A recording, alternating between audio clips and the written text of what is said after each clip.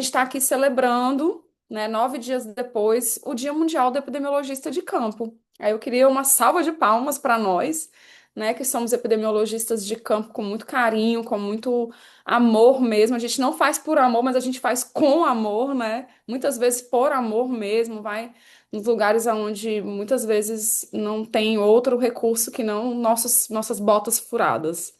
Nesse momento, a gente está muito feliz de receber todos vocês aqui e de celebrar o Dia do Epidemiologista de Campo é sempre uma alegria muito grande, mas ainda assim precisa de um reconhecimento e a gente sabe disso. Né? Assim como muitas áreas da saúde coletiva, da saúde pública, a gente ainda precisa fortalecer a nossa atuação no Sistema Único de Saúde, não só no Brasil, no sistema de saúde brasileiro, mas também nos sistemas de saúde mundo afora. E não ficar só reconhecido quando a corda arrebenta, como foi o caso da Covid-19, né? Que já está ficando lá na memória, lá atrás, as pessoas já estão esquecendo, né, o quanto que a gente foi enaltecido à época, mas a gente continua trabalhando aqui em silêncio, como umas formiguinhas que movem a engrenagem da saúde coletiva e da saúde pública. Assim, só para fazer um resgate, Dani, eu já chego aí em você, né? Que você que é a nossa anfitriãzona da casa, lindona. Mas eu queria trazer aqui para todos, né? Para quem não conhece, o Dia Mundial do Epidemiologista de Campo, ele é celebrado anualmente no dia 7 de setembro, né? Ele é na mesma data da independência aqui do Brasil, mas quem tiver de outros países, saiba, né, que a gente acaba comemorando essas duas datas aqui no país. Essa data visa reconhecer e conscientizar o papel fundamental do epidemiologista de campo na proteção da saúde das populações e na promoção da segurança sanitária mundial. Trata-se de uma homenagem aos profissionais que atuam na linha de frente da saúde pública e que busca divulgar a importância da epidemiologia de campo para o fortalecimento de qualquer sistema de saúde, né, em qualquer território. Queremos celebrar essa data ao longo de todo esse mês, então quem não segue ainda nossas redes sociais, né, eu recomendo, né, @redeproep, entra lá, a gente está sempre com conteúdo bem legal, bem importante, trazendo curiosidades e fortalecendo ainda mais a nossa rede. Então, ao longo desse mês todo, a gente vai estar aí em homenagem especial aos epidemiologistas de campo. Eu vou quebrar um pouquinho o protocolo, eu vi umas palminhas aqui, eu acho que foi do Márcio. Ele está aqui, Márcio Garcia? Se sim, ele puder fazer uma palminha de novo, porque ele é um grande, ele é um grande epidemiologista, né? Já ocupou vários cargos de gestão e está aqui contemplando a nossa live. Muito obrigada, viu, Márcio, por estar aqui conosco. Eu sei que a sua agenda é extremamente assoberbada, mas é muito bom ter você aqui na sala conosco. E todos os outros, né? Então eu uso aqui o nome do Márcio para celebrar a presença de todos. E é com grande satisfação que hoje, né, nesse mês de homenagens aos epidemiologistas de campo, a gente apresenta a aula inaugural Oi? Tem alguém querendo falar? Ah, o Gilton tá aí. É porque eu não tô vendo, gente. Desculpa. Pronto, eu vou tentar quebrar menos o protocolo, porque o Matheus ele vai ficar sem cabelo. Ai, tá aí. Oi, tá aí. Tô Ótimo. sim, Seja tô aqui. legal, show de bola. E senão daqui a pouco o Matheus vai ficar sem cabelo mais ainda, né? Que a Sara toda vez ela faz aqui uma coisa de toda formal, linda, aí eu vou lá e quebro tudo, né? Mas é isso mesmo. Então, assim, hoje a gente está com uma grande alegria, felicidade mesmo, muito trabalho por trás disso. A gente vai apresentar hoje a aula inaugural do curso de Prompts para Inteligência Artificial aplicada à epidemiologia, que nasce com o intuito de fortalecer as competências e oferecer ferramentas práticas para o dia a dia desses profissionais que são fundamentais para a saúde pública, como eu mencionei anteriormente. Esse curso é um fruto do engajamento voluntário, né, dos nossos associados, que idealizaram e construíram com dedicação e muita generosidade, né, e com muito compromisso, esse curso foi construído. Eu gostaria aqui de registrar um agradecimento mais que especial. Eu queria palmas para a nossa queridíssima associada, né, a Daniele Xavier, que é a idealizadora dessa proposta, bem como a todo o grupo do curso, né, como os nossos sócios voluntários, o Marcos, lá do Acre, é? Ele? É o Marcos do Acre, né? A Dalva também, a Elisa, a Rita e a equipe técnica da ProEP toda, né, que comprou a ideia, que vem trabalhando, a Patrícia aqui, que é incansável, essa menina sentou hoje de manhã até agora não comeu. Tô vendo a hora de ter um treco aí. Representando aqui, então, a Patrícia, o Matheus, a Gi e a Nathalie, que é a nossa equipe, né, dura ali, o núcleo duro da ProEP, com muito empenho, com muita seriedade, muito cuidado, muita responsabilidade. Quando a gente fala de inteligência artificial, eu acho que, acima de tudo, a gente tem que ter muita responsabilidade e tornou esse projeto possível hoje. Obrigada. Como vocês sabem, nós somos uma associação sem fins lucrativos e, por isso, todos os recursos que são arrecadados com essa iniciativa serão integralmente convertidos, revertidos à manutenção e melhoria da nossa plataforma, né, garantindo qualidade, acessibilidade e suporte contínuo para os nossos cursos e atividades educativas. Porque a gente tem um lema que a gente aprendeu lá com o ECO, que é a gente mobilizar o conhecimento e não as pessoas, democratizar o acesso ao conhecimento. E aí, com esse recurso, a gente pensa, né, em melhorar a nossa acessibilidade, a nossa plataforma de ensino. Então, vocês que estão participando de uma aula preparada com muito carinho pela Dani, né, por toda a equipe, ao final a gente fala mais um pouquinho sobre o curso, mas nesse momento eu gostaria de passar a palavra aqui para a nossa querida Daniela Xavier, que além de nossa associada, nossa voluntária, tem dedicado muitas horas de trabalho à ProEP e a toda essa rede, porque acredita na nossa causa. E a nossa conselheira também, né? Da nosso conselho diretivo, ainda participa das reuniões, ainda toma decisões. Ela é multi. Então, Dani, passar aí para ti. Falei pra caramba, né? Acabei me empolgando aqui, mas agora é com você, querida. Um beijo. Obrigada, Sara. Boa noite, pessoal. Sejam todos bem-vindos. É uma grande alegria estar aqui com vocês. Eu vou já compartilhar minha tela, porque ela já tem a capinha aqui da PrEP, e aí vocês já conseguem ver. É, Pessoal, né, é uma grande alegria estar aqui com vocês, né? Eu conheço, e aí eu vou falar um pouquinho da minha história com a ProEP, né? Eu conheço a ProEP ali desde 2018, se não me engano, 2017, quando eu era residente, né? Eu estou falando que eu sou aluna da Universidade de Brasília, mas eu fui aluna da Universidade de Brasília, né? Mas me sinto ainda da Universidade de Brasília, né? Melhor universidade do Brasil aqui, sem clubismo nenhum. E eu conheci várias pessoas legais por meio da ProEP, né? É uma associação que eu acredito muito na missão da ProEP, e eu também sou muito fã de outras coisas, como ciência aberta, como divulgação do conhecimento, né? Trabalho em várias iniciativas, né? Tenho trabalhado ao longo dos anos nessas iniciativas, porque eu recebi todo esse conhecimento de forma gratuita ali, por meio da universidade, por meio de várias pessoas que me ajudaram, e eu acho muito justo que eu consiga multiplicar esse conhecimento para que outras pessoas como eu também tenham acesso e também avancem em suas carreiras profissionais, principalmente em saúde pública.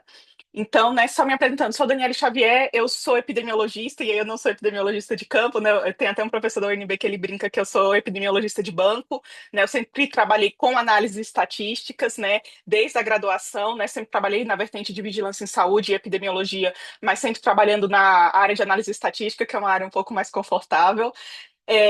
Por causa disso, hoje eu trabalho como cientista de dados, né? Eu trabalhei ali como analista de dados antes, né? Tive uns outros trabalhos trabalhando com projetos, mas desde 2021 eu trabalho aqui como cientista de dados, né? Desde 2016 eu trabalho com dados, né? Fazendo análises epidemiológicas, fazendo análises com programação, né? E com software livre. Então, a gente tem outras iniciativas, como o Grupo de Estudos R, que fala um pouco de programação e de análise de dados voltada para epidemiologia, com essa linguagem de programação, que é uma linguagem aberta e gratuita e open source. E hoje a gente vai falar de um tema que ele está muito em alta e que eu considero muito importante. Eu acho que é mais uma grande revolução tecnológica que a gente tem, né? A IA generativa, ela é mais uma grande revolução tecnológica. E eu trago esse conteúdo na ideia da gente conseguir aproveitar melhor essas ferramentas, né? Existem vários medos em relação à inteligência artificial, e eu acho que esses medos, né, a maioria deles são encabidos, né? A gente tem que ter medo sobre esse novo paradigma, mas a gente está focando na coisa errada, eu vou mostrar um pouco disso também.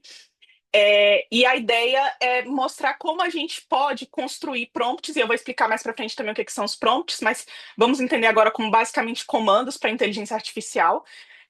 Como a gente pode escrever comandos de forma otimizada para que a gente consiga resultados estratégicos, né? Resultados que são completos e estratégicos para a nossa área, que é saúde pública e vigilância em saúde. Então, a ideia é pegar os conceitos que a gente já tem, né? Já existe ali uma parte de engenharia de prompt que está crescendo muito, é uma área de conhecimento, né? Existem várias coisas e várias boas práticas que a gente já utiliza, e trazer ferramentas da epidemiologia que nos ajudam a trazer resultados que são mais focados em coisas que são úteis para a gente no nosso dia a dia. Aqui a gente trouxe uma vertente bem de epidemiologia acadêmica, né? Então a gente está trazendo aqui ferramentas de escrita de né, checklist de escrita de redação para artigos científicos que podem ajudar a gente a construir prompts, mas a ideia é que a gente esteja trabalhando cada vez mais também com ferramentas de vigilância, né, com outras ferramentas que ajudam na vigilância, porque a nossa ideia é trabalhar com o trabalhador da ponta, né, o trabalhador que está ali na vigilância do dia a dia, né, quanto mais esse trabalhador for bem informado, for bem auxiliado por essas ferramentas, melhor a gente tem um SUS e uma saúde pública para ofertar para o nosso cidadão, né? Porque, como a gente sempre diz, né, saúde é um direito de todos, né? E é um dever do Estado. Então, a gente quer fomentar isso, a gente quer melhorar o SUS, a gente quer fortalecer o SUS, porque a gente defende o SUS, e essa é uma das formas que eu encontro para defender o SUS também. Então, pessoal, o que eu vou trazer hoje, eu vou trazer uma visão geral de todo o curso, então estou trazendo um pouquinho de cada aula, né? O que a gente fez foram 8 aulas síncronas, né? Com um grupo super dedicado, um grupo super engajado, né? Pessoas que participaram da primeira até a 8ª aula, a gente teve uma participação excelente, né? Foi um grupo maravilhoso que trabalhou com a gente nesse curso. E aí a gente está transformando ele para a nossa plataforma EAD da ProEP. Então, além da gente ter passado, né, aquele curso síncrono, que eu acho sempre muito importante a gente ter essa troca, né? Porque a gente também aprende com o que as pessoas trazem, né? E a gente consegue melhorar o nosso conteúdo a partir disso. A gente está trazendo isso para a plataforma EAD para que outras pessoas consigam, né, acessar e que a gente consiga multiplicar esse conhecimento, né? A gente já tem uma ideia aí de estar aprimorando esse curso também, então nesse primeiro momento a gente está fazendo o lançamento desse curso síncrono, né, como um curso agora em plataforma EAD, em que vocês vão ter acesso a todo o conteúdo e vão ter acesso aos materiais que a gente vai estar utilizando. E aí, pessoal, Paty, eu não sei se vocês já colocaram no chat, mas pode colocar. Se vocês quiserem fazer perguntas, pessoal, a gente está abrindo um slide. É basicamente, né, uma página de perguntas, porque o Matheus vai selecionar para a gente quais são as perguntas que a gente, né, no momento em que a gente for respondendo. E aí, se vocês estiverem no computador e estiverem com o celular, vocês conseguem acessar por esse QR Code. Se vocês estiverem no celular, ou tablet, ou não conseguirem acessar pelo QR Code, a Paty vai copiar e colar aí para vocês o link do slide. E aí, pessoal, podem ir fazendo perguntas, né, enquanto a gente for fazendo o curso. E aí, Matheus, se o Matheus quiser me interromper enquanto eu estiver falando, se tiver a ver com o que eu estiver falando, a gente já responde. Se não, a gente vai deixar um tempinho no final para estar respondendo. E aí, pessoal, só falando um pouco do nosso curso, né? Ele é um curso, né, que a gente está chamando ele de Prompt de IA para Epidemiologia, e ele vai abordar basicamente ali fundamentos da IA. Então, eu quero mostrar o que é a inteligência artificial enquanto campo do conhecimento científico, né? Ele é um campo de pesquisa muito tradicional, ele vem da matemática, ele vem da computação, né? Ele existe desde os anos 50, claro, ele é muito tradicional na visão de existir desde os anos 50. É claro que existem outras ciências que são muito mais antigas e que têm muito mais tradição, né, enquanto matemática, né, e computação também. Mas, enquanto campo do conhecimento, ele existe ali desde os anos 50 com esse nome, né, não que antes não existam teorias matemáticas que são usadas na inteligência artificial. A gente já fala um pouco de engenharia de prompt, e aí a ideia é a gente construir instruções eficazes para obter a melhor resposta, para obter a resposta, né, mais objetiva, a resposta mais completa e a resposta com menos redundâncias, né, dentro ali de chats. E aí, pessoal, né, um pouco, vamos diferenciar um pouco aqui, a gente está falando de chats de inteligência artificial, né? Existem várias outras ferramentas, existem pessoas que constroem essas inteligências artificiais. Aqui a gente está falando especificamente de chats que lidam com linguagem natural e como a gente constrói instruções eficazes para esse tipo de chat. A gente está falando de aplicação em pesquisa, e aí aqui, como eu disse, né, a gente está falando de epidemiologia, então a gente está falando de redação científica, né, e de como construir, formular perguntas usando os métodos que já existem na epidemiologia. Então, o que a gente está ensinando não é que vocês vão construir pesquisas, né, criando ali textos com chat GPT, mas é que vocês podem aprimorar a redação de vocês usando as mesmas técnicas que são tradicionais na epidemiologia. Então, por exemplo, o método Picot, né, checklist de redação, eles ensinam quais são os elementos que devem estar em um texto epidemiológico. Se a gente constrói prompts adaptando eles usando esses insumos, a gente consegue construir prompts que são muito melhores, que são muito mais claros, né, para que aquela máquina consiga interpretar qual é o resultado que a gente está procurando. A gente fala um pouco de análise crítica, então, como a gente pode usar a IA, né, para extrair dados, para gerar textos, né, e também uma coisa muito importante que a gente sempre deixa bem claro, que é compreender as limitações, né, então, a IA é uma ferramenta, como eu disse, revolucionária, mas ela tem muitas limitações, né, então, o responsável ainda é o ser humano, e a gente tem que ter isso bem claro, isso fica bem claro no curso, e a gente tem que ter essa responsabilidade quando a gente for fazer qualquer coisa que envolva inteligência artificial. Então, por isso, a gente fala um pouco dessa análise crítica, né? Não só análise crítica como redação, mas também uma análise crítica enquanto profissional que está usando a inteligência artificial. E por último, a gente fala um pouco de ética em saúde pública. Então, a gente traz ali um pouco de LGPD, né? Sei que é uma lacuna, e a gente percebeu isso no curso, para várias pessoas, como a gente trata, né, inteligência artificial, né, que não tem nenhuma legislação ainda específica falando de inteligência artificial generativa, mas a gente já tem alguns insumos ali, né, a gente já tem ali algumas coisas que podem ser aplicadas às nossas áreas, né, então, no setor privado isso já fica bem claro, né, isso já é uma questão em governança de dados, mas a gente precisa trazer essa discussão para a saúde porque a gente lida com os dados que são mais sensíveis do ponto de vista de dado. Né, quando a gente trabalha com dados, né, inclusive a própria LGPD traz ali que dados de saúde são dados sensíveis. Então, se a gente está tratando com esses dados sensíveis, a gente tem que ter um conhecimento do que pode ser feito, né? Se a gente pode, por exemplo, colocar, e aí isso surgiu no curso, né? Colocar o prontuário de uma pessoa no chat GPT é correto, né? A gente entende que isso não é correto, né? Qualquer tratamento que for ser feito com qualquer dado, ele precisa ser feito com autorização e com clareza daquele paciente. Né? Então, tem que ter alguns cuidados e a gente traz um pouco disso, claro, não de forma profunda, né? Dá para a gente fazer um curso aí, né, de muitas horas, né, de LGPD, mas a gente traz ali o básico para a gente compreender como a gente usa essa inteligência artificial, né, e como a gente se previne de estar cometendo ali atitudes antiéticas usando inteligência artificial. E aí, pessoal, só falando um pouco do que é inteligência artificial, aqui eu já estou entrando no conteúdo do curso, né? Lá no curso eu vou mostrar ali alguns conceitos de inteligência artificial, mas eu trago aqui no nosso encontro um conceito bem básico, né, falando sobre o que é essa inteligência artificial enquanto ramo da ciência da computação. E aí o que a gente está considerando, né, que são sistemas capazes de realizar tarefas que normalmente exigiriam inteligência humana, como aprender, raciocinar, resolver problemas, perceber padrões, e aí foquem nisso de perceber padrões, eu acho que essa é a maior habilidade da inteligência artificial, e tomar decisões. Então, a gente pode descrever também como simular capacidades cognitivas humanas por máquinas, aprender com dados, né? Então, quando a gente fala de modelagem estatística, a gente, né, o que a gente chama de aprendizado de máquina, na verdade, é modelagem estatística, e aqui a gente tem a modelagem estatística num nível muito mais avançado, né? O Big Data permite que a gente faça essa modelagem de uma forma muito mais robusta do que o que a gente fazia, por exemplo, né, eu fazia na faculdade manualmente, mas as técnicas, elas se somam, mas elas são as mesmas. E são sistemas que automatizam decisões e e interações inteligentes, né? Então você consegue interagir e ali ele consegue gerar um raciocínio, né? Ou emular um raciocínio para te responder aquilo que você está, né? Aquilo que é o seu objetivo.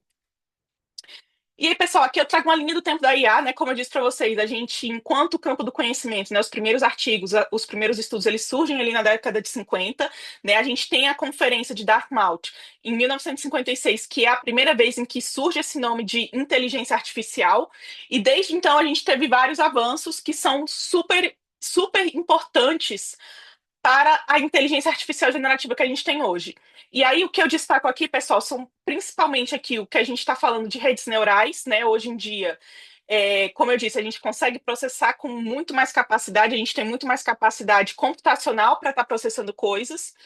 A gente tem o Deep Learning também, então a gente tem o Machine Learning, né, que é o aprendizado tradicional. Então, muitos de nós somos epidemiologistas, a gente conseguia ali fazer, por exemplo, uma regressão linear, uma regressão logística. Com o Machine Learning, a gente consegue fazer o deploy de modelos de regressão linear, de regressão logística.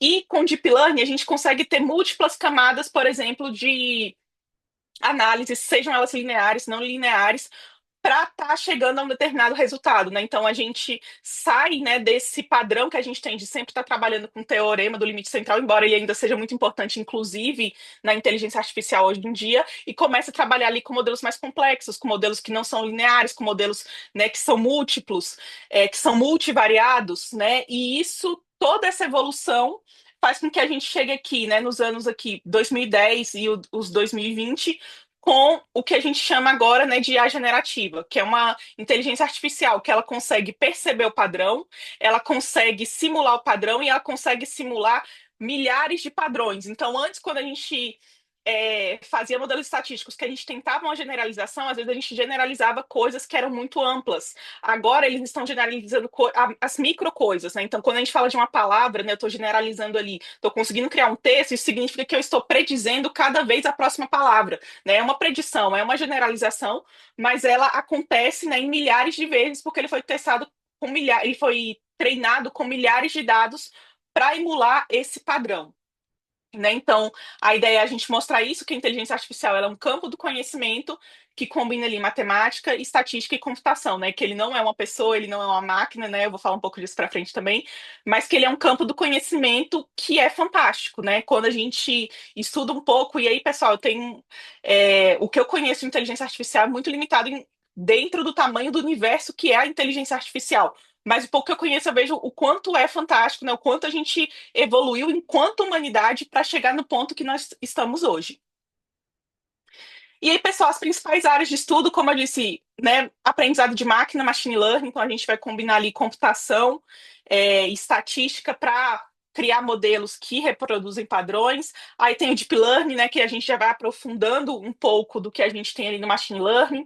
A gente tem o processamento de linguagem natural, que é muito importante para inteligência generativa que a gente tem hoje.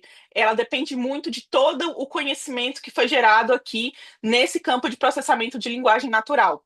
Visão computacional também, então conseguir identificar, né? Às vezes, quando a gente fala de visão computacional, no final das contas, a gente estava usando ali um modelo de clusterização para identificar ali distâncias entre coisas para classificá-las como determinados objetos. Então, eu quero classificar um gato, eu calculo as distâncias daqueles pixels que eu estou usando para eu classificar vários gatos em semelhança daquilo. Então, isso é usado hoje na IA generativa, né? Ele não está só classificando as imagens, ele também está gerando imagens com base naquelas distâncias que foram calculadas com base em milhões de imagens.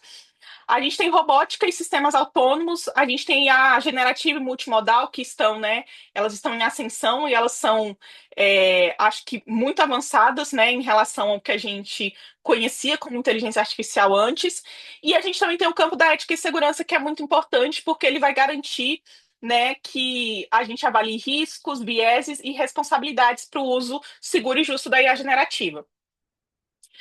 Mas aí o nosso foco, pessoal, é que inteligência artificial é basicamente encontrar e modelar padrões usando a matemática e estatística, né, por meio de algoritmos da ciência da computação e reproduzi-los para uma infinidade de tarefas. Então, a inteligência artificial, antes da gente ter a inteligência artificial generativa pública para a gente, né, porque já existia, mas ela estava ali ainda, né, em campos de pesquisa, né? Hoje a gente tem ela de forma pública e acessível como um produto de dados.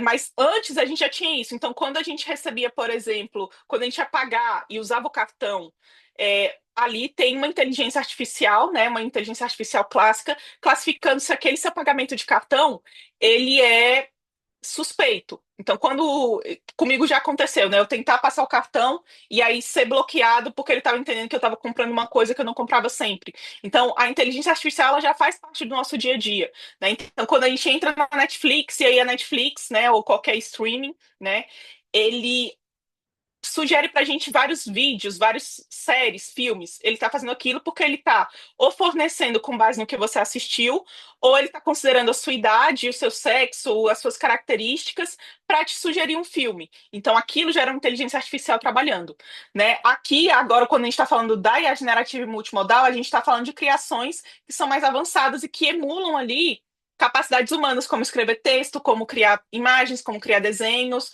como criar vídeos, né? Tem vídeos hoje que são fantásticos, que as pessoas não conseguem mais distinguir se ele foi criado com inteligência artificial ou se ele foi criado ou se ele foi realmente filmado. E aí, pessoal, o que é um prompt? Eu sempre passo esse vídeo, eu adoro esse vídeo.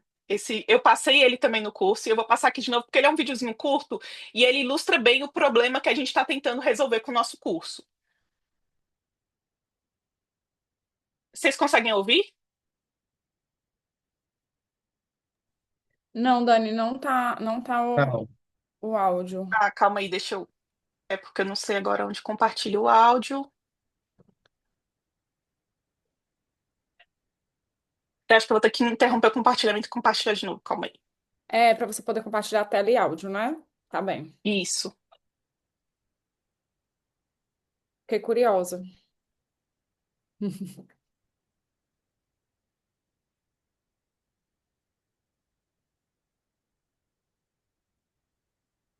Agora vai.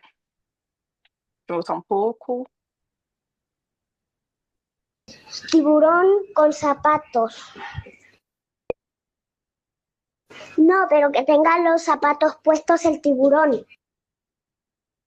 No, pero que él tenga piernas y afuera del agua el tiburón y con los zapatos puestos las piernas. Bien ahí, pero le falta la otra pierna con el otro zapato. Bien, ahora hazme un cocodrilo avión que tira bombas. Sí, pero que sea un avión, no una nave espacial. No, pero con cara de cocodrilo. Ahora hazme un tomate con forma de cactus. No, pero que el cactus tenga la cara de un tomate. Ahora hazme un tsunami con cara. Pero que esté solo el tsunami, no las casas. No, pero que no tenga cara de humano, que tenga una carita feliz. Pero un tsunami, no una ola. Pero un tsunami con cara feliz, no con un ojo. ¡Un tsunami con cara feliz! ¿Por qué hacen a un chino? Yo quiero un tsunami con cara feliz.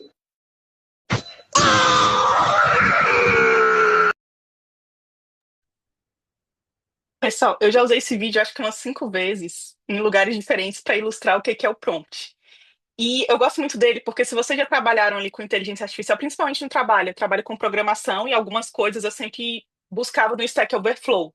E hoje em dia eu uso os chats, né, para estar me ajudando ali, me apoiando em programação. E é basicamente isso que acontece, né? Então, eu começo pedindo uma coisa que eu acho super simples, para mim tá super compreensível, e depois eu percebo que eu comandei de uma forma que o chat entendeu da forma correta, dado que eu tinha o que eu tinha escrito, né?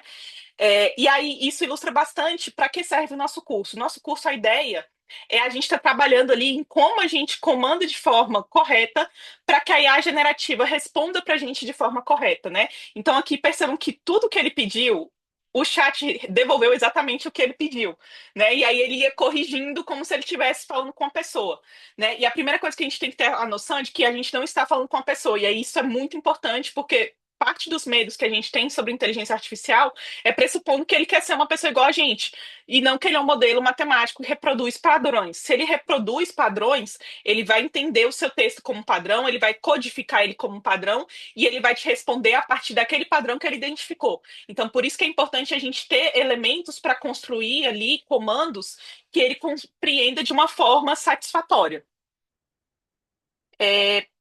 E aí, né, o que é um prompt para IA generativa é basicamente isso, é uma instrução ou comando que você fornece para o modelo de IA, e a qualidade desse comando ela é fundamental para que a gente obtenha respostas, né? A qualidade da sua resposta é equivalente à qualidade da sua pergunta, né? E isso fica muito claro aqui, né, com o exemplo que a gente mostrou antes.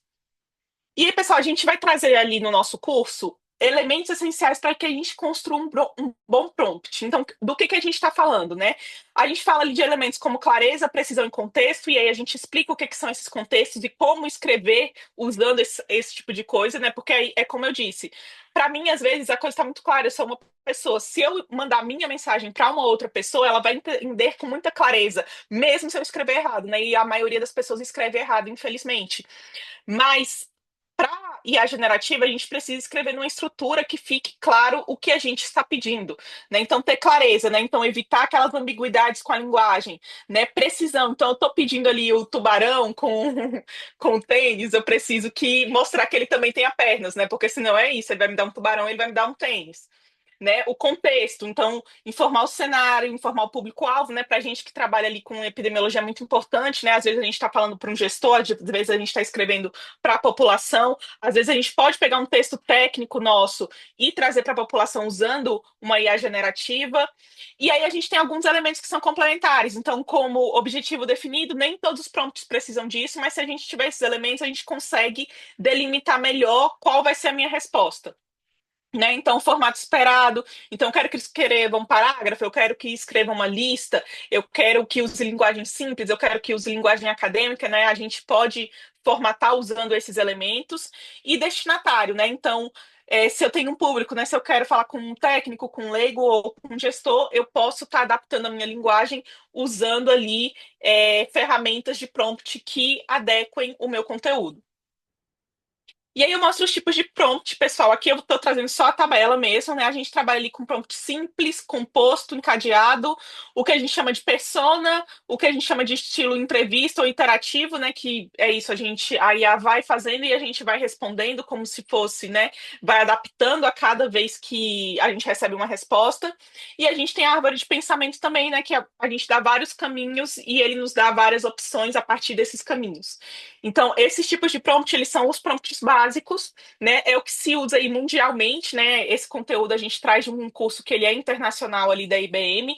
Então, eles são os estilos básicos que a gente usa para construção de prompts, e aí existem técnicas para montar cada um do tipo deles, né? Então, se é uma resposta direta, integrada, né? Se é estruturado, né? Se a gente precisa ajustar o tom, especialização ou linguagem. Então, a gente traz esses elementos e aí a gente combina ele com outras coisas que são, né, os nossos checklists de epidemiologia.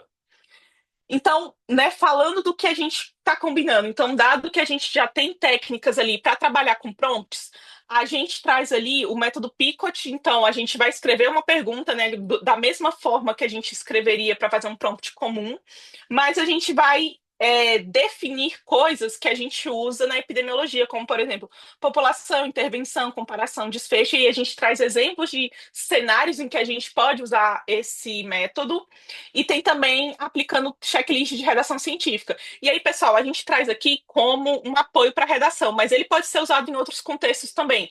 Então, né, quando a gente fala ali de alguns elementos que estão dentro desses checklists, eles são muito úteis quando a gente vai escrever, né? Então, metodologia, introdução, mas eles podem ser úteis também para escritas técnicas, né? Para comunicações, né? Se são comunicações para pessoas, se são comunicações para gestores, a gente pode usar alguns elementos para construir o prompt. E aí, pessoal, aqui que fica bem claro, né? A ideia não é a gente bater o checklist, né, e usar tudo em um prompt. Mas se a gente vai construir um prompt para um objetivo específico, eu posso trazer elementos desses checklists, posso trazer elementos do Picot que me ajudem a delimitar, que me ajudem a dar contexto, que me ajudem a deixar o meu texto mais claro para que eu tenha uma resposta mais satisfatória, uma resposta mais completa, uma resposta que tenha todos os elementos que eu preciso, né, para o que eu estou ali trabalhando. E aí, pessoal, só falando um pouco do acrônimo PICOT, né? É um acrônimo que a gente usa para criar perguntas de pesquisa, né? Geralmente a gente define população, intervenção, comparação, desfecho e tempo, né? Nem todos os estudos, né? Ele é usado ali para estudos analíticos, a gente pode fazer adaptações para estudos descritivos, né? Não tem problema nenhum, a gente pode usar somente o que for necessário para incrementar o nosso prompt de forma que ele fique mais completo e mais preciso. E aí, o checklist que a gente está trazendo, pessoal, existem vários outros, né? Eu trouxe alguns que são mais comuns, né? Então, eu trouxe aqui o Strobe para estudos observacionais, eu trouxe o Record ali para estudos com dados secundários, né? Que a gente usa bastante, eu trabalho bastante com dados secundários, então o Record ele é muito bom para isso. A gente tem o CARE, que é para relatos de séries de caso clínica, e tem o Consort, que é para ensaios clínicos randomizados. E aí, pessoal, eu trago um pouco do porquê que a gente tem tanto medo da IA, né? Então, isso é uma coisa que fica claro para mim cada vez que eu vou num evento, cada vez que a gente discute de alguma maneira, as pessoas têm muito medo, né? Então, tem tanta população que não tem contato com esse campo técnico, mas mesmo as pessoas que têm contato, né, de trabalho ou contato científico, eu acho que às vezes há uma compreensão um pouco alarmista sobre o que é inteligência artificial e sobre o que é ela como nós temos hoje. Não significa que no futuro, né, o Terminator não venha buscar a gente, mas atualmente o que a gente tem é isso, são modelos matemáticos implementados que reproduzem padrões, né? Então eu acho que isso é o que a gente precisa focar, mas a gente, né, como eu disse, a inteligência artificial ela existe desde a década de 50, né? Essas pessoas que trabalham com inteligência artificial elas já eram visionárias, né? Geralmente as pessoas que trabalham com computação, se você vê entrevistas ali, por exemplo, de pessoas famosas, como por exemplo Steve Jobs, como por exemplo Bill Gates, você vai ver entrevistas dele lá nos anos 80, falando de coisas que hoje são muito naturais para a gente, mas que eles vislumbravam como uma possibilidade. E para a inteligência artificial, isso também acontece. Então, o que a gente consegue, né, conversar com a máquina hoje, isso foi vislumbrado lá nos anos 50, mas isso não acontecia nos anos 50 porque as pessoas não tinham o poder computacional que nós temos hoje. E hoje nós temos esse poder porque a gente evoluiu, né? A computação evoluiu bastante.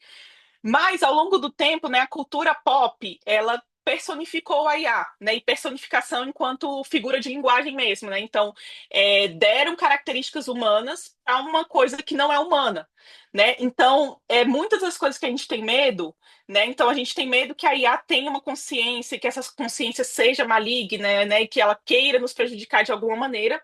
Mas esses medos, nesse momento, e aí, pessoal, nesse momento que nós estamos vivendo, eu acho que é um medo infundado, né? A gente tem que ter outros medos, medos de privacidade, segurança dos nossos dados, mas né, nesse momento a gente não tem uma consciência de IA e isso é muito importante da gente estar entendendo, né? Então aqui eu trago alguns elementos da cultura pop. Se vocês conhecem esses filmes daqui, eu assisti todos eles quando eu era criança e alguns deles são assustadores, né? Então Matrix, né? A gente tem aqui 2001, A Odisseia no Espaço. Tem aqui esse filme, para mim, que é um dos melhores sobre inteligência artificial, porque eu acho que ele fala bastante ali.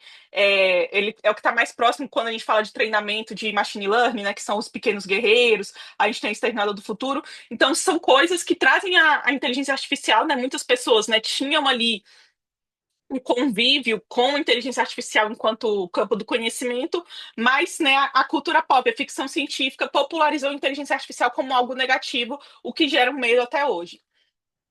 E aí, pessoal, eu trago sempre essa coisa das 3 leis da robótica, porque eu já participei de alguns eventos em que as pessoas falaram sobre as 3 leis da robótica como se elas fossem 3 leis da física, como se elas fossem uma descoberta e que nenhuma inteligência artificial poderia nos fazer mal porque existem as 3 leis da robótica, e que são, né, para quem conhece, e aí, pessoal, espero que todo mundo aqui conheça Isaac Asimov, elas são obras de ficção, né? Então, elas vêm de um livro de ficção do Isaac Asimov, é um autor de ficção científica, né? Então, não há nada atualmente que nos proteja da inteligência artificial, seja de alguma forma prejudicial ao ser humano. Nesse momento, a gente está trabalhando ali para regulamentar coisas, né? Existe uma parte das pessoas que defendem que a gente regulamente a inteligência artificial para nos proteger enquanto seres humanos. Existem pessoas que acham que tem que deixar livre, né? Mas é um campo em discussão, né? O que a inteligência artificial vai ser daqui para frente, como a gente vai coordenar ela, mas não existe isso de 3 leis da robótica, né? E aí eu vou trazer um outro videozinho também, que ele é bem curto, só para ilustrar um pouco disso. De Tecnologia de Springfield. Este é o robô que alega ser um robô que veio do futuro. Seus robôs dos tempos de hoje sabem fazer isso?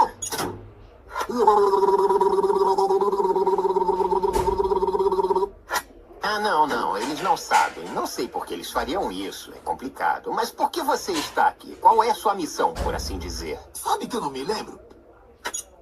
Esse cara folgado vai entrando assim sem pedir licença. O protocolo da missão de Bender está definitivamente intacto. Ele só requer um delicado procedimento conhecido como desligar e religar. Porque isso resolve tudo. Agora eu me lembrei porque eu tô aqui. Pra matar Homer Simpson. Minhas orelhas estão quentes. Ainda não, mas já vão ficar. Uma luva de boxe!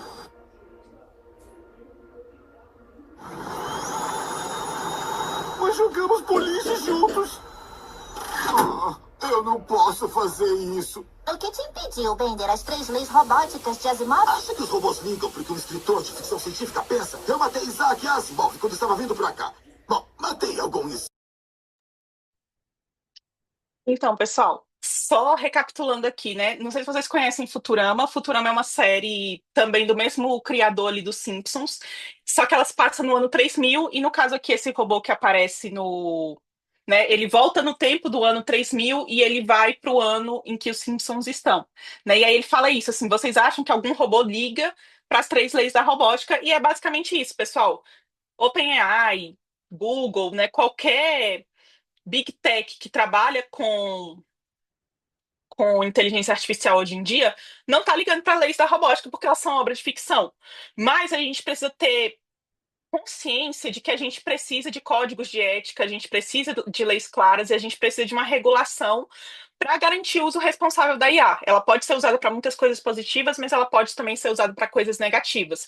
E principalmente em saúde, eu acho que é fundamental que a gente tenha ali uma regulamentação de como a gente pode aplicar inteligência artificial, né, dentro do nosso contexto de saúde, né, de uma forma que seja benéfica tanto para profissionais de saúde quanto para os nossos usuários do sistema, né, ou mesmo pacientes.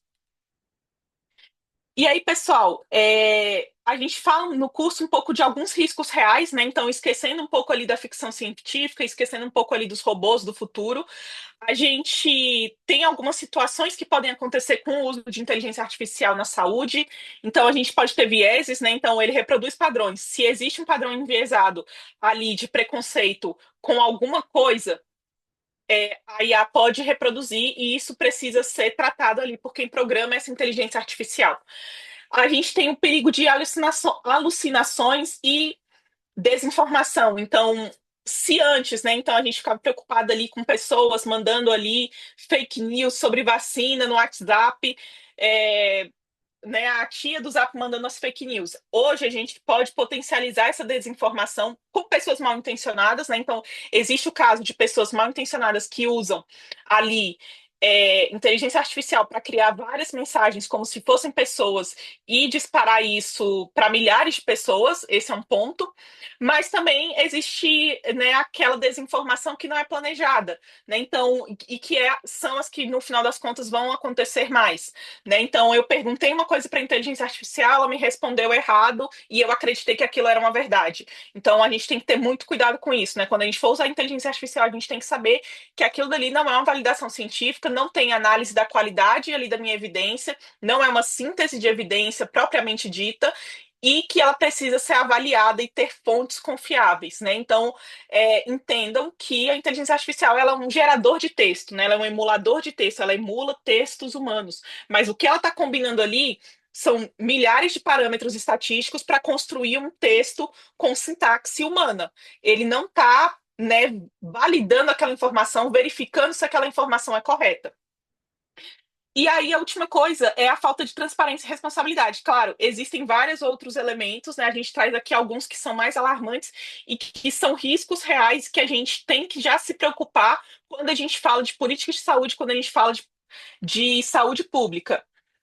Falando de vigilância em saúde, né? Então, há muitos anos, né? Desde que eu estava na graduação, a gente já falava um pouco ali de classificação, classificação de risco, falava um pouco sobre como modelos, né, de machine learning poderiam ser usados na vigilância em saúde, e a gente sempre teve esses problemas que eu vou citar aqui. Então, por exemplo, falsos positivos e alarmes. Então, se eu tenho ali, né, por exemplo, uma inteligência artificial que vai disparar alarmes quando existir o risco de surto, né? O que ele entende é um padrão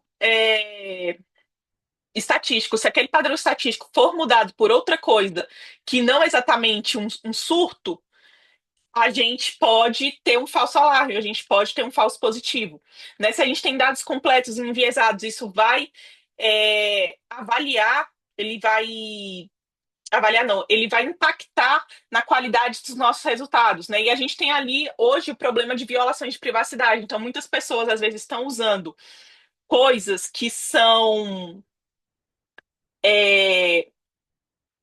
inteligências artificiais generativas, por exemplo, né? A gente está usando inteligências artificiais generativas e violando o dado das pessoas, compartilhando coisas que não deveriam ser compartilhadas ali num chat de inteligência artificial, né? Dados pessoais, dados sensíveis, dados que permitem a identificação das pessoas, né?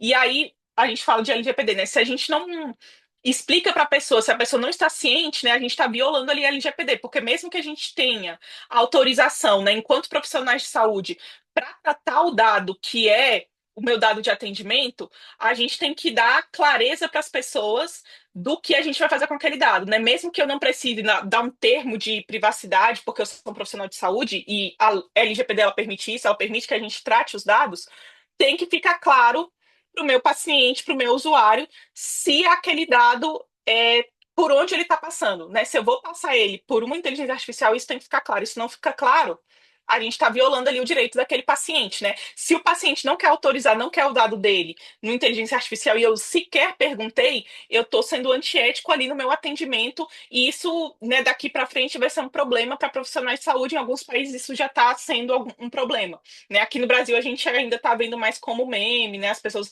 estão mandando como piada, olha o médico está consultando o chat GPT. Mas isso também pode ser que venha a ser um problema legal para essas pessoas. E na assistência à saúde, né, eu falei um pouco ali atrás, aqui eu vou trazer um pouco disso também, né, a gente tem informações médicas incorretas, a gente teve violação de dados pessoais sensíveis, que é o mesmo caso que eu falei na vigilância, e a gente não tem a rastreabilidade, né, quem é responsável, né, se eu estou delegando a minha clínica para uma inteligência artificial, quem se responsabiliza por aquilo, né? Ainda é o profissional de saúde, né? Ainda é aquele médico, ainda é aquele enfermeiro, ainda é aquele fisioterapeuta. Mas é muito antiético a gente delegar ali decisões de saúde para uma inteligência artificial, né? E a gente traz um pouco disso no curso também. E aí as recomendações éticas, né? A gente tem um contexto global, né? Tem essa conferência de Asilomar e percebam que ela foi ali em 2017, então muito antes das inteligências artificiais generativas ficarem disponíveis para o público, como elas estão hoje, né? Como elas ficaram ali desde 2020, então uns 3 anos antes disso. Mas já existiam vários sistemas de inteligência artificial, né? Que não eram generativas, em vários sistemas do mundo, né? Seja de saúde ou não.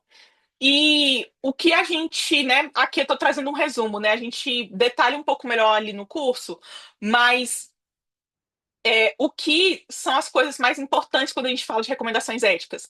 É a gente ter uma IA segura, né, protegendo ali contra os danos, a gente ter uma IA justa, né, então evitar viés de discriminação, né, eu me lembro que há algum tempo, falando de machine learning, existiam algumas recomendações, né, existiam algumas vertentes que falavam para a gente não usar dados que poderiam reproduzir preconceitos, né? Então, se eu vou fazer uma determinada coisa e aquele dado pode reproduzir um preconceito, eu tiro aquela variável, eu uso só variáveis de comportamento daquela pessoa específica, porque aí eu estou classificando aquele comportamento daquela pessoa, não estou olhando para variáveis de características que podem ser usadas para reproduzir um preconceito, né? Então, e esses vieses, mesmo antes da inteligência artificial generativa, ele já era uma preocupação.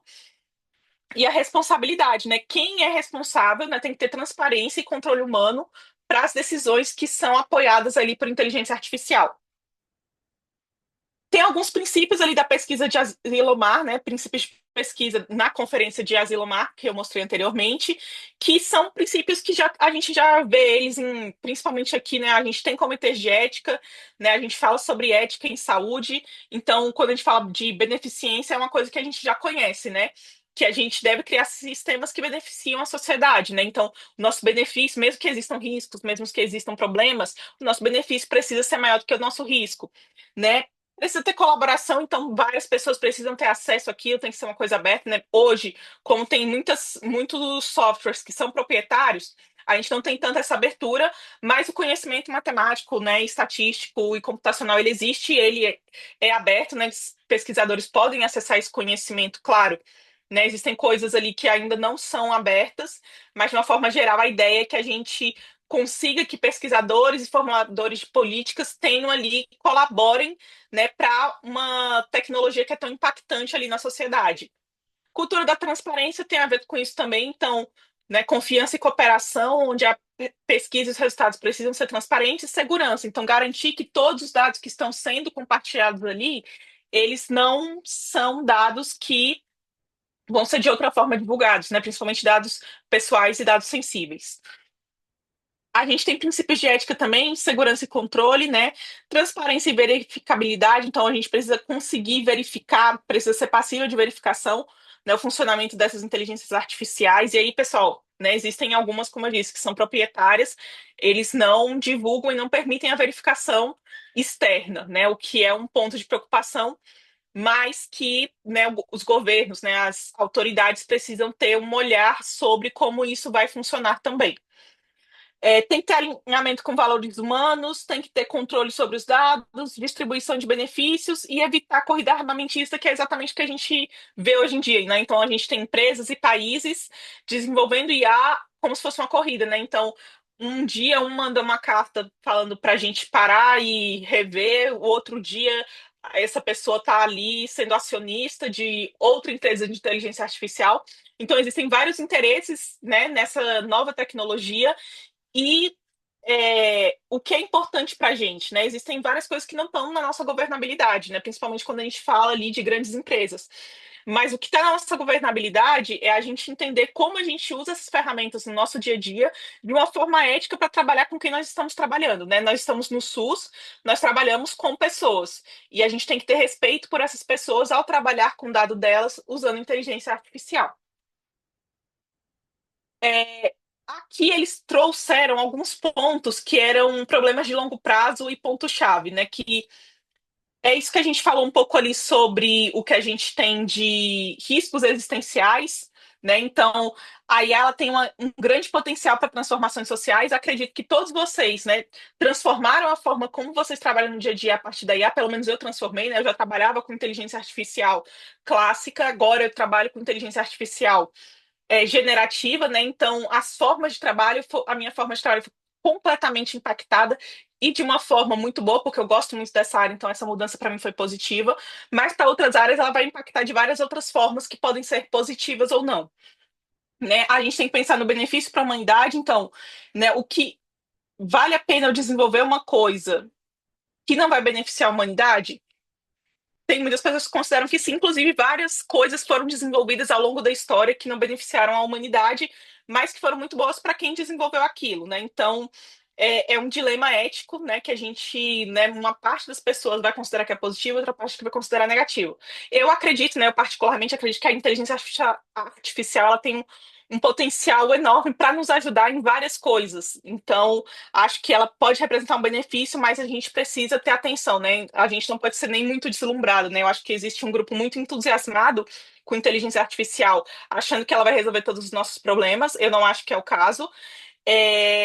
E da mesma forma, a gente não pode achar que é o fim do mundo, a Skynet vai chegar aqui e eu vou morrer e todo mundo vai ser um robô e nós vamos morar na Matrix, né? Então a gente não pode, eu acho que não é 8 nem 80, né? Então a gente tem coisas muito positivas acontecendo, é uma grande revolução, e a gente precisa de entender como essa revolução pode nos ajudar e controlar ela ao longo do caminho, né? Então, pontos importantes, né? Como eu já disse, são várias coisas que aparecem em outros momentos, né? Que é transparência, responsabilidade, não discriminação, privacidade e beneficência.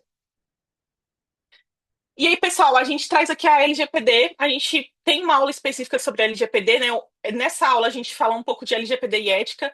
A ideia é que para as próximas versões do curso a gente esteja separando, porque é um tema muito complexo e que há muita carência das pessoas entenderem como a LGPD se encaixa nesse contexto, né? Mas existem várias coisas da LGPD que podem ser classificadas, porque a gente pode entender que a inteligência artificial ela é um tratamento de dados, e a LGPD ela fala isso, ela fala de tratamento de dados, né? Ela não fala de machine learning, ela não fala de inteligência artificial, mas ela fala de tratamento de dados, e de qualquer forma que você tratar aquele dado, que você analisar aquele dado, a LGPD é considerado ali um tratamento de dados, né? E aí, só falando um pouco dos princípios essenciais que a gente tem transparência, finalidade, segurança e responsabilização, que são coisas que a gente tem que observar usando inteligência artificial ou não usando inteligência artificial. Em qualquer coisa que a gente for trabalhar com dados, esses princípios, eles precisam ser observados.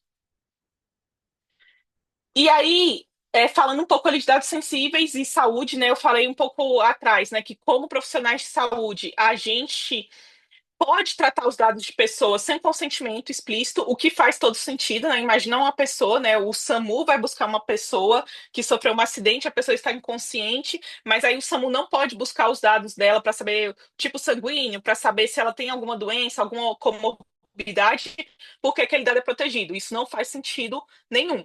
Então, como profissionais de saúde que atendem pessoas, né, principalmente quem está ali na assistência, a LGPD permite que a gente trate os dados sem precisar pedir para a pessoa um termo ali de consentimento, o que não faz sentido nenhum. Então, para a segurança e vida das pessoas, nós temos essa possibilidade. Mas essa possibilidade, né, e aí eu trago aqui outras possibilidades, né, que é obrigação legal para construir política pública, para tutela da vida ou saúde e para estudos de saúde pública, eles não nos dão uma carta branca para fazer o que quiser com os dados, né? Então, muitas pessoas interpretam de forma equivocada que, já que eu não preciso do consentimento explícito daquela pessoa, eu posso usar o dado do jeito que eu quiser. E não é assim, né? Pela LGPD, mesmo se você vai usar para uma dessas 4 coisas, precisa ter transparência. Então, eu preciso dizer para aquela pessoa onde e para que eu estou usando o dado dela, né? Ela tem o direito de saber onde o dado dela está sendo usado. Segurança, né? Então, aquele dado, né? Por mais que eu esteja usando ele para alguma outra coisa, né? Que não seja ali uma coisa que eu pedi consentimento, né? Que eu dei um termo de consentimento, esse dado precisa ser preservado, ele precisa ser, né, guardado de uma forma segura, ele precisa ser protegido, né? E a responsabilidade ainda é nossa enquanto profissional de saúde. Então, se um dado, né, que a pessoa passou para mim enquanto profissional de saúde e eu passei para outras pessoas sem autorização daquela pessoa ali, né? Eu sou profissional de saúde, estava atendendo, recebi aquele dado, né, tratei aquele dado ali no momento do atendimento e depois passei para outra pessoa. Eu passei para um estudante. Eu coloquei ele no chat GPT. Isso é responsabilidade minha, eu posso ser responsabilizado por isso, né? Então, a LGPD ela traz isso, né? Que a gente tem essa possibilidade de não precisar pedir consentimento explícito, né? Claro que se eu estou usando dado a uma pessoa, ela tem que saber para onde aquele dado vai e o que vai ser feito com ele. Essa pessoa tem esse direito aqui de acordo com a LGPD. Né? E aí, eu sempre falo, pessoal, com cuidado com a identificação, porque muitas pessoas não entendem, e aí isso também eu acho muito grave, né? E tem muitos trabalhos, né, científicos que têm alguns problemas com a anonimização e pseudo-anonimização. Então, só explicando para vocês, a anonimização, ele é o processo ali de remover toda e qualquer possibilidade de identificar o indivíduo. E, pessoal, entendam toda e qualquer possibilidade de identificar o indivíduo. Eu lembro que há alguns anos eu trabalhava no Ministério da Saúde, e aí, às vezes, né, eu fui estudante da UNB, né, fiz mestrado ali na UNB, e depois eu trabalhei no Ministério da Saúde, e o Ministério da Saúde onde eu trabalhava, ele era muito rigoroso ali com o tratamento de dados. E uma das coisas, uma das variáveis que eles não disponibilizavam para algumas doenças era o município. E aí muitas pessoas falavam assim, mas por que ele não vai disponibilizar o município? O município não identifica ninguém.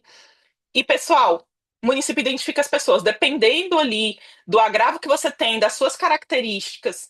Se você colocar o município como componente, é possível identificar algumas pessoas, né? Então, a gente precisa remover qualquer possibilidade que aquele indivíduo tem que ser identificado, né? Então, eu dou um exemplo no curso, que eu li um livro, e aí o livro ali, ele é uma pesquisa social, é uma pesquisa com pessoas que são graduadas em saúde coletiva, e tem uma tabela no texto que eu não sei se vocês conhecem o curso de saúde coletiva, mas ele é um curso novo, né? E ele foi criado ali em 2008, tem poucas pessoas formadas nesse curso.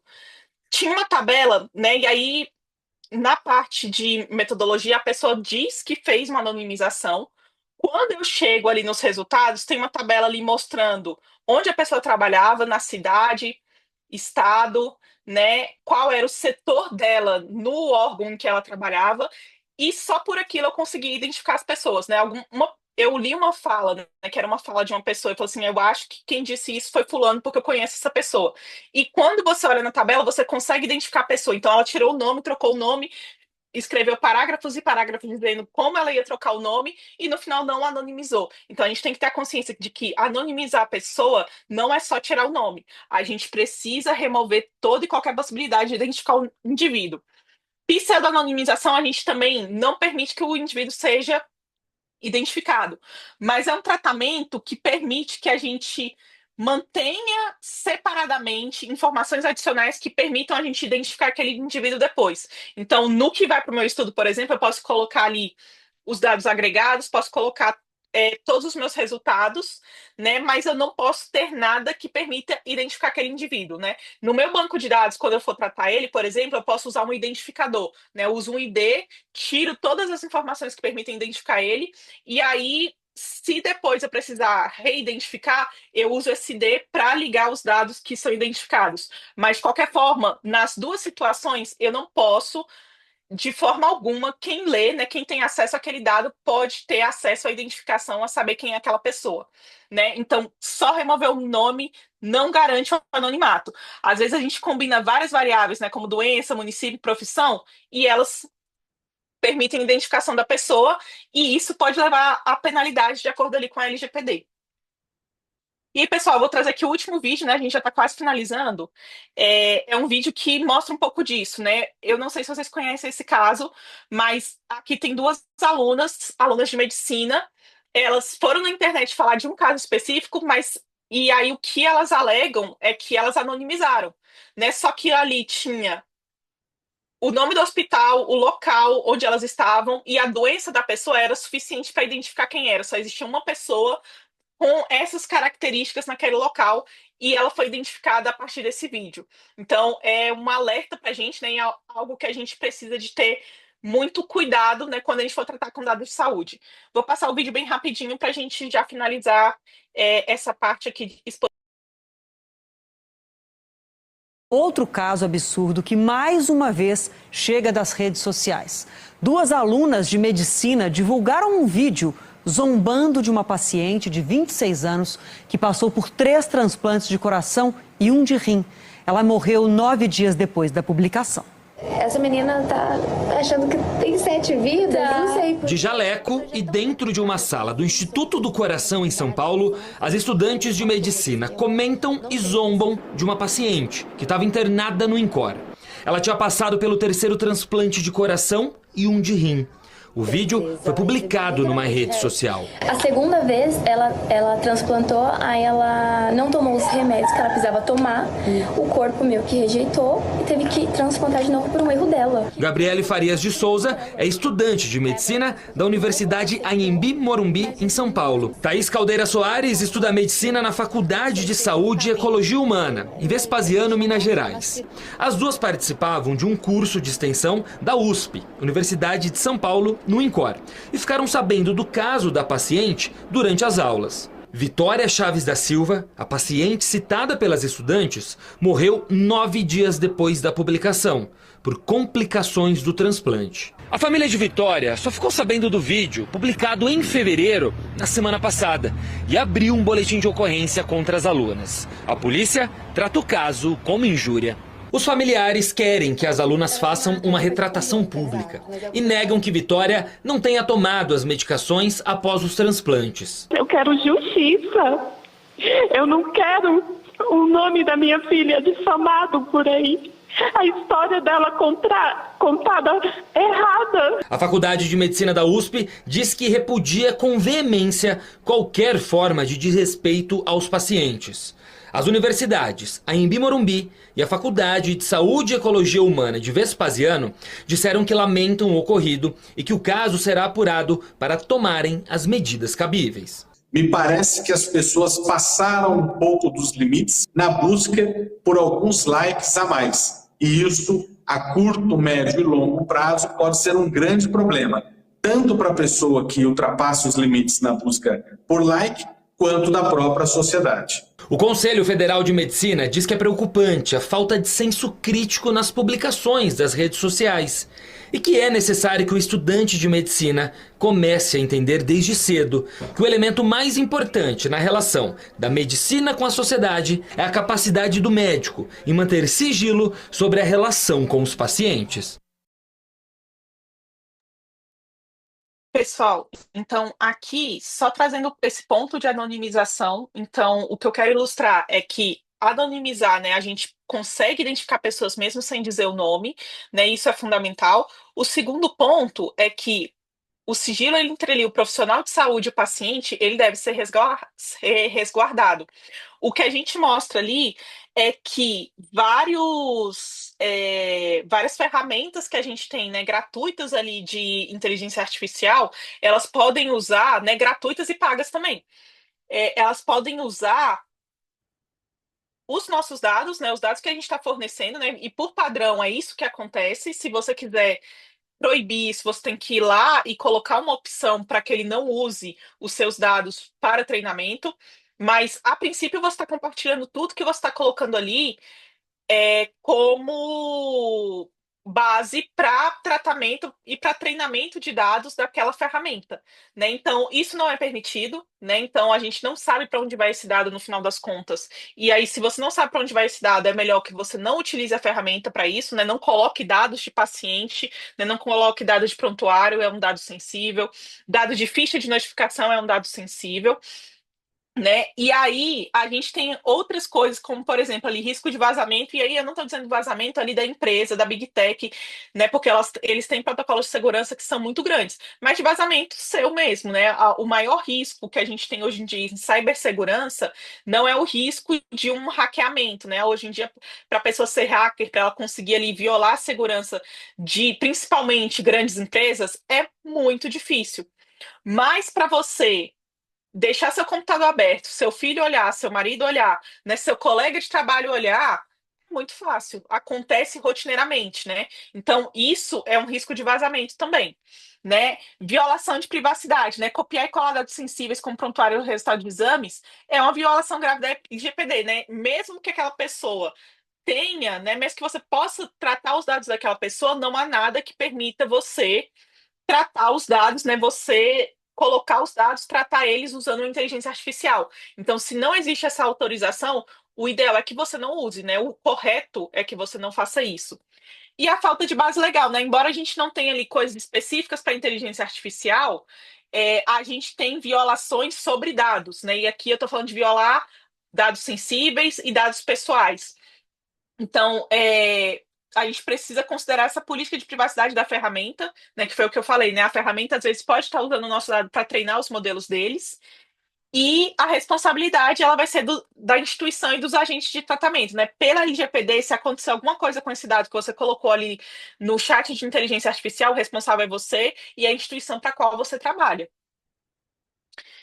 E aí, pessoal, eu trago ali algumas boas práticas e o que evitar, riscos e pontos críticos, né? E aí eu estou trazendo aqui 3 que eu considero que são os mais comuns, né? Contas e dados compartilhados, né? Primeiro, no seu trabalho, pessoal, e aí isso é uma coisa que eu trabalho melhor agora que eu não trabalho mais no SUS, né? No meu trabalho atualmente, tudo que é de trabalho está concentrado somente no meu e-mail de trabalho. Mas quando eu trabalhava para o SUS, eu sei que muitas coisas, por exemplo, onde eu trabalhava, eu tinha o Drive, que era lá da Microsoft, e muitas pessoas usavam o Drive da Google porque achava melhor para compartilhamento. Então, eu usava minha conta pessoal ali no Drive do Google para estar compartilhando coisas, né? Isso não é para ser feito, né? Tudo que for de trabalho seu, você tem que usar apenas ali com as ferramentas que o seu trabalho te deu. Contas compartilhadas, pessoal. Então, aí eu já ia compartilhar ali no Google, né? Já abria um Drive no Google, abria uma pasta, pedia o e-mail pessoal das outras pessoas, aí a pessoa vinha bem assim: Mariazinha e Joãozinho da Silva. Então, era isso, era uma conta que era da mulher e do marido. E não era incomum, isso era super, super comum. Então, conta, pessoal, contas de e-mail, contas, elas são como identidade, você não tem o nome de outra pessoa na sua identidade, né? Então, por isso que, se você tiver, né, digamos assim, não, mas eu tenho e-mail com meu marido, eu acho legal, nós somos uma só carne. Qualquer coisa que você achar, não usa isso para coisa de trabalho. No seu trabalho, você vai usar exclusivamente o seu e-mail de trabalho. Dados sensíveis em chat, nunca coloque dados pessoais, nome de pessoa, né? Qualquer coisa que permita identificar aquela pessoa, ou dados sensíveis, né? Então, imagina que tem ali o quadro clínico da pessoa e você tem uma ferramenta de inteligência artificial em que você vai identificar aquela pessoa ali. E ela não tem segurança para isso, porque aí, pessoal, digamos, por exemplo, você tem um prontuário, o prontuário ali já é preparado como inteligência artificial. Ele já tem ali guarda-reios de segurança que vão prevenir do seu dado ser de alguma forma compartilhado com aquela inteligência artificial. É diferente de você ir lá no prontuário da pessoa, copiar colar no chat que é pessoal seu, né? Que tem o seu nome, sua conta, para você descobrir coisas. Então, tem que ter muito cuidado com dados sensíveis nesses chats. E testes com dados reais. Pessoal, isso aqui também é um problema, né? Às vezes a gente tem ali uma planilha de vigilância em saúde, e aí eu quero fazer uma análise, e aí eu jogo minha planilha ali no chat e peço para que ele, me ajude a montar um script no R para esse chat, me ajude a montar um script no R para essa análise usando Python. Vocês não podem fazer isso, né? Esse dado, ele também é um dado sensível, ele é um dado protegido. Você tem que estar com ele num local protegido, né? Compartilhar ele ali com o chat, que pode, né, ter uma política de privacidade que vai armazenar o dado que não é seu, também é um problema, também pode ser até legalmente penalizado. E a última coisa, pessoal, que é muito importante. Isso é onde vocês trabalham, né? Então, se vocês trabalham ali no SUS, se vocês trabalham em algum hospital, se vocês trabalham em um serviço de saúde, qualquer que seja o trabalho de vocês, exijam que a empresa, né, forneça políticas e treinamentos de como lidar com a IA generativa e o que precisa ser feito para se adequar à LGPD. E, pessoal, obedeçam. Isso é uma proteção trabalhista para vocês, né? Isso é uma proteção profissional para vocês, né? Obedeçam o que está dito ali, porque muitas vezes, né, tem empresas que têm cursos online falando sobre esse tipo de segurança, e aí a gente vai lá e clica várias vezes só para passar para a gente chegar no final do curso e receber o certificado. Mas essas informações, elas são super importantes e elas podem representar um risco para você enquanto profissional se você não obedecer essas políticas de tratamento, né, e trabalho com IA generativa. E aí, outras boas práticas, pessoal, né? Ali eu tô falando o que é para evitar e aqui eu tô mostrando o que a gente pode fazer, né? Então, estabelecer objetivos claros, né? Se eu vou precisar usar uma IA, para que eu vou precisar usar isso? Eu não posso delegar tudo que eu trabalho para IA. A IA, ela é uma ferramenta, então eu vou usar a IA para corrigir o meu código. É uma coisa, eu faço meu código, eu trabalho no meu código, o que eu não sei, eu peço ajuda para IA. Se eu delegar o meu código todo para IA, vai dar errado. E aí, pessoal, eu falo isso por experiência própria. Teve um código que eu fiz todo em um notebook, aí eu queria passar ele para um script, né, para um script Python, e aí eu pedi para ele transformar aquele notebook num script. Eu tive o triplo do trabalho para conseguir transformar em script no final, porque ficou tudo errado, né? A gente não pode, e aí é isso, né? A gente não pode delegar toda a tarefa para a IA. A gente faz nosso trabalho e ela nos ajuda a agilizar coisas que a gente não consegue agilizar. Então, como eu disse, né? Em vez de eu buscar no Stack Overflow, agora eu uso o ChatGPT. E aí ele consegue me dar aquelas funções e resolver meus problemas de forma mais fácil. Documentar o uso, pessoal. Então, se eu vou usar, né? Então, registrar ali os prompts, né? Qual foi o prompt que eu usei para chegar naquele resultado? Qual foi o modelo que eu usei para chegar naquele resultado, né? Qual é a versão daquela inteligência artificial? Então, é o Gemini, é o ChatGPT? Qual é a ferramenta que eu estou usando, né? Vamos documentar para se eu precisar me defender de alguma forma, ou se aquilo representar algum problema, ou for questionado de alguma maneira, eu tenho que rastrear de onde eu tirei aquela informação. Né? Então, assim, olha, a informação é minha, eu criei isso, eu pedi para o ChatGPT formatar e a formatação saiu errada. Né? Então, a gente precisa ter essa transparência e garantir a rastreabilidade no nosso dia a dia de trabalho. Proteger os dados. Pessoal, se você for usar dado, né, principalmente de paciente, o dado ele precisa ser, não pode de forma alguma ter dado específico de paciente, né? Você tem que simular o dado, usar dado público, né, que é permitido que você use ali nas ferramentas, mas sempre garanta a privacidade, principalmente na clínica, pessoal, principalmente na clínica e vigilância em saúde, quando a gente trabalha ali, né, diretamente com o usuário, a gente precisa ter esse olhar de que aquele dado individual, ele é super, super sensível. E busque treinamento, pessoal, participe ativamente dos treinamentos, né, sobre inteligência artificial oferecidos pela sua instituição, mantendo-se sempre atualizado. E aí, pessoal, esse é o nosso último slide, né? Então, leve o seu conhecimento de IA para o próximo nível, né? O nosso curso que a gente fez ali síncrono durante algum tempo, ele vai estar disponível na plataforma EAD da ProEP, ele vai estar disponível de forma integral, né? Então, ele vai estar completo ali, a gente vai ter algumas formas de avaliação que são diferentes, mas o curso vai estar disponível para vocês, e aí vocês podem, né? A gente tem 12 horas de conteúdo prático, então a gente tem não só os conceitos que eu trouxe aqui, mas também alguns exemplos, né, e algumas formas, né, que vocês podem estar usando ali ferramentas de inteligência artificial. E aí, pessoal, se você já é uma associada da Proep, você já tem esse acesso, né? O curso completo estará na plataforma EAD. Se você ainda não é associado, né, eu quero que vocês se juntem à nossa rede, né? Uma rede, como eu disse, eu tô aqui desde 2018 ou 2017, não lembro exatamente qual é o ano, mas eu cresci muito aqui, né? Muitas pessoas que estão aqui também podem atestar que cresceram muito na Proep. A gente tem uma rede incrível de profissionais, a gente tem vários treinamentos, não só esses treinamentos de inteligência artificial, a gente tem treinamentos em ferramentas de análise de dados. Então, venham se juntar à Proep, né? A gente tem o nosso site, né? Acessem o site da Proep, lá tem como se associar. O pessoal também vai colocar provavelmente aí no chat o link direto. E nós esperamos vocês ali na plataforma da Proep. Pessoal, encerro aqui essa apresentação e agradeço muito a atenção de todos vocês. Sensacional, Dani. Todas as palmas, o carinho, assim, foi muito legal. Muito bom mesmo. É muito legal escutar o tanto que você gosta, né, do assunto, foi atrás, buscou, né? Então, fala com uma naturalidade, assim, umas coisas que...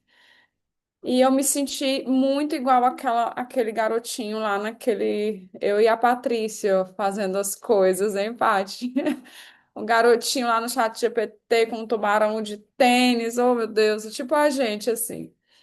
Pessoal, então, como a gente falou no início, né, a gente é uma associação sem fins lucrativos, mas a gente precisa manter a nossa rede funcionando, a gente precisa manter nossa plataforma de ensino e com o valor que a gente pratica da nossa anuidade, você tem direito, além desse curso, a vários outros e participar de uma rede bem grande e outros benefícios. Então, se você colocar na ponta do lápis aí como um bom epidemiologista, você vai ver que o custo-benefício é gigante, né? Então, se puder, né, faz aí uma forcinha, nos ajuda, que a gente ajuda vocês e ajudamos outras pessoas, assim como a Dani, né? Que também está aí hoje brilhando. E a gente espera, então, amanhã ter vários novos sócios para fazer parte da nossa rede, fazer parte do nosso grupo de WhatsApp exclusivo, ser membro da Gorne e uma série de coisas que a gente tem como benefícios. Obrigada, do fundo do meu coração. Não vão embora, a gente vai fazer uma foto final. E aí, para vocês aparecerem lá com a sua carinha, lá nas nossas páginas, nossa rede social com mais de 10 mil seguidores. Então, abram as câmeras, né, Matheus? Vou passar aí para Sara, ti. enquanto Oi, todo mundo está Paty. abrindo a câmera, né, para fazer a foto, aí vocês vão Isso. abrindo, deixa eu só responder algumas dúvidas. A gente recebeu uma dúvida perguntando se o curso é virtual ou presencial, então acho que já foi respondido, né? O curso é virtual, está na plataforma de ensino. Ele é uma gravação de um curso que a gente deu ao vivo, com uma turma menor, então fiquem de olho também nos nossos editais. A gente vai lançar novas modalidades desse curso mais atual, né? Sempre está vindo coisas novas, conteúdos novos de maneira online, ao vivo, mas esse em especial está na plataforma de ensino da Proep. Alguém perguntou também se pode emitir uma declaração de participação nessa aula inaugural. Todos que estão inscritos no e-mail que vocês se inscreveram no Zoom, nós vamos emitir uma declaração, sim, vocês vão receber até sexta-feira, no e-mail de vocês. Aí olhem o spam também, né? Porque geralmente, como talvez não seja o canal oficial que vocês recebam mensagem pela Proep, pode ir para o spam. Caso não recebam, pode mandar um e-mail para o suporte@proep.org.br. Então, esse é o nosso canal oficial para todo o suporte, tanto do curso, quanto de associação, quanto, enfim, dessa questão da associação e dúvidas também sobre a live que aconteceu hoje. Tem outras perguntas aqui em específico, mas como a gente já ligou a câmera, vamos tirar uma foto com todos e aí eu reservo mais 5 minutinhos com a Dani para ela tirar a dúvida de algumas perguntas que estão aqui no chat, pode ser? E aí quem não, né, quem não puder ficar, porque já passou de 1 hora, fica à vontade para sair, a gente retira dúvidas de pelo menos 3 perguntas que tem aqui. Todo mundo com a câmera ligada? Matheus, vai fazer as honras e as orientações? Vamos lá, pessoal, para a gente, ó, que mais conteúdo gratuito venha. Então, vamos tirar foto, sorrisinho, quem ama a saúde pública, quem quer otimizar suas análises. Vamos lá. No 3, no 2, no 1. Só um momento, gente, que muita gente, vou ter que ir para outra janela. Segura mais um pouco, no 3, no 2, no 1. Maravilha, pessoal, obrigado, viu? Agora vamos ouvir algumas dúvidas de vocês. Eu vou ler aqui para Dani, e aí, né, como eu falei, quem não puder ficar, tudo bem. É, Deixa eu ver aqui. Ao utilizar a IA como ferramenta de aprendizagem, há algum instrumento ou meio que guia sob controle de qualidade das informações geradas pelo chat? Pessoal, isso a gente aborda no curso também, mas só respondendo aqui, no curso, o Marcos até traz algumas ferramentas que ajudam a identificar se aquele dado ali tem alguma fonte, e aí, pessoal, tem alguma fonte, ou se ele não tem alguma fonte. Não tem nenhum instrumento, e aí no curso é engraçado, porque eu falei ali que eu sou hater do Gemini, e agora eu tô usando o Gemini em vez de estar usando o ChatGPT que eu uso no curso. Ele tem ali um guarda-reio voltado ali para o aprendizado, que é chamado aprendizado guiado, né? Então, nessa versão Pro aqui, eu tenho várias coisas do Google, né? Eu tenho o Google One, né? E aí com isso eu tenho o Gemini. É, Essa versão dele, que é a 2.5, né? 2.5 Pro, eu considero ela muito boa, mas ainda assim, pessoal, ele reproduz coisas erradas, tá? Não existe nada que vá garantir que aquela informação. Não existe um jeito da gente garantir que aquela informação vai ser 100% certa. Então, é importante ter muito cuidado. Para aprendizado, e aí, pessoal, eu estudo bastante para várias coisas diferentes. Eu não uso inteligência artificial e não recomendo. Né, para você, eu quero resumir uma coisa, então eu vou lá, pego o texto da coisa que eu estou estudando, peço pro chat resumir. Mas para eu aprender só perguntando ali, eu não recomendo. E a gente, por mais que a gente tenha ali alguns guarda-reios que a gente consegue colocar, né, algumas instruções para ele nos indicar aquilo, não há nada que garanta que ele vai nos indicar corretamente e que aquele resultado vai ser positivo, né? O máximo que a gente consegue fazer, e o Marcos tem uma aula que ele fala exatamente sobre isso, é como a gente configura nossas próprias ferramentas para, por exemplo, ele me trazer ali que uma informação não tem fonte segura, né? Ou então ele me trazer a fonte, né? Que nem sempre é uma fonte verdadeira também. Então a gente tem essas, digamos, é meio que uma gambiarra, assim, não existe uma forma, como eu disse. A ferramenta em si, ela é uma emuladora de texto, então ela vai emular um texto que seja coeso, né? Não garante que aquele texto seja real. A próxima pergunta é a questão, não, as análises espaciais com plotagem de mapas com dados do Sinan também implica nas questões de LGPD? Há municípios que reportam poucos dados também. Então, para que você vai usar esse dado? Depende para que você vai usar. Se você está num centro de saúde, eu estou aqui no meu centro de saúde, eu preciso que os meus ACS cheguem naquela casa. Eu vou precisar, gente, marcar exatamente a casa, né? Então, por exemplo, quando eu trabalhava na atenção básica, a gente tinha ali um mapa de diabetes, tinha um mapa de hipertensão, porque os ACS, eles precisavam daquele dado e, enquanto profissionais de saúde, a LGPD, ela diz que nós temos o direito de tratar esse dado, mesmo sem autorização da pessoa. Então, se uma pessoa vai lá no centro de saúde e diz assim, eu não quero meu dado aí, eu não quero que vocês fiquem usando meu dado, você pode usar, porque, por exemplo, se ela tem ali uma doença infecciosa, você tem que comunicar à comunidade, né? Você tem que fazer medidas de prevenção, medidas de controle em relação àquela doença infecciosa. Então, se você está usando o seu dado no Sinan dentro do seu contexto de trabalho para viabilizar ações de saúde pública, e aí preste atenção nisso, né? Ali, como a gente mostrou, tutela da saúde, né, e da vida, ou então para serviços de saúde por autoridade sanitária, a gente pode usar sim, né, e não tem problema nenhum.